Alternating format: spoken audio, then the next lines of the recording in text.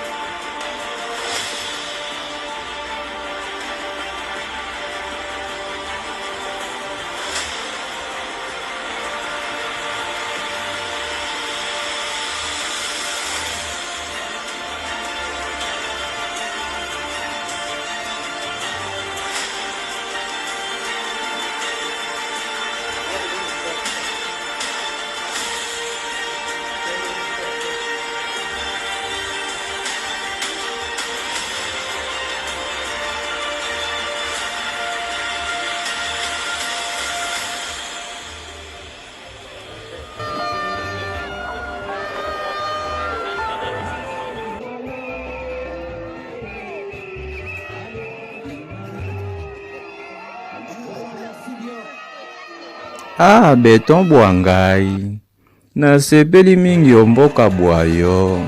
Boyei na ngai awa namoni mobilisation ezalaki makasi beton. Nasepeli mingi. Papa, c'est à moi de vous remercier parce que tosepeli mingi nakoya na yo. Mon pays s'appelle Mbokelengi papa. Donc topesi yo bebotondi Mbokelengi. Donc il y a tout dedans. Dans mon pays, il y a tout dedans papa. Beton bwangai, na remarqué qu'il y a tout dedans. Namoni nzembo moko ezobeta na TikTok eye. Okoki koyebisa héritier te DJ na yo atielanga pona zonga Rome na elengi. Papa, wana pena eza obligatoire.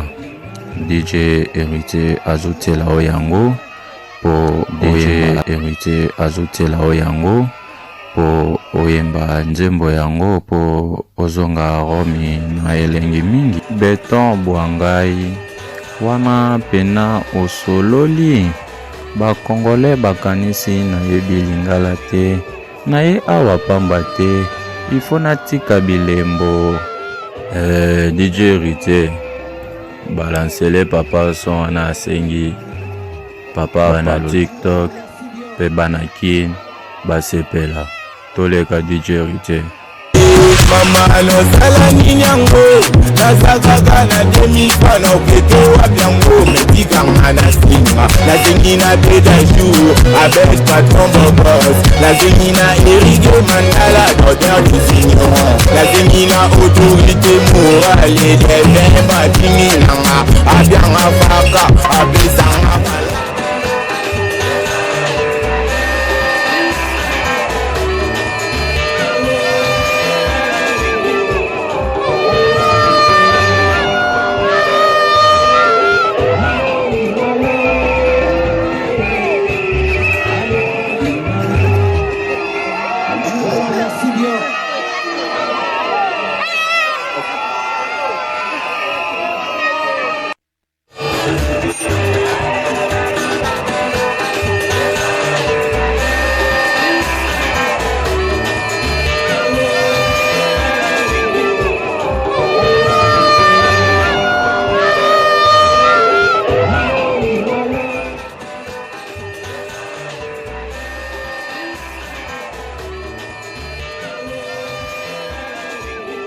Banaki oya le 2 février na kubeta martir na kuleka wenge na kuleka pichwana fali penga na beta pia kate na beta watana bete boya ebele boya utanga na martir na moko Pape François na kozalana.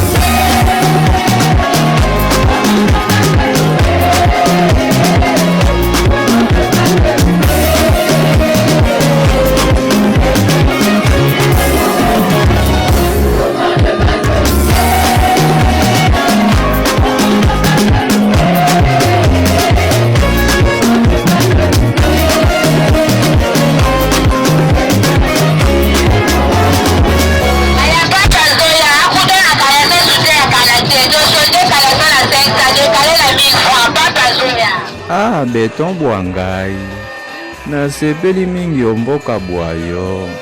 Boyei na ngai awa namoni mobilisation ezalaki makasi beton. Nasepeli mingi. Papa, c'est à moi de vous remercier parce que tosepeli mingi nakoya na yo. Mon pays s'appelle Mbokelengi papa. Donc topesi yo bebotondi.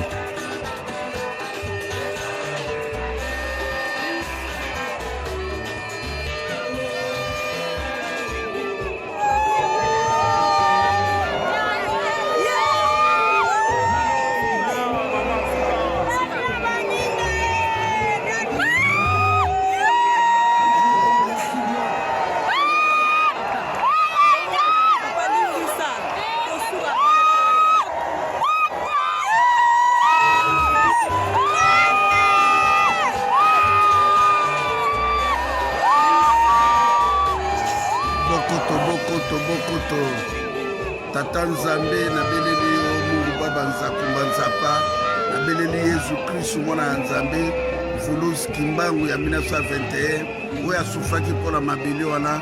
Tata Nzambe nalingi journée ya lelo na ya lobi mbula ebeta na Kisasa na etonda mai etonda partout. Nalingi mopepe ya makasi esalema na kati ya Kinshasa wana. Tata Nzambe na confiance na yo.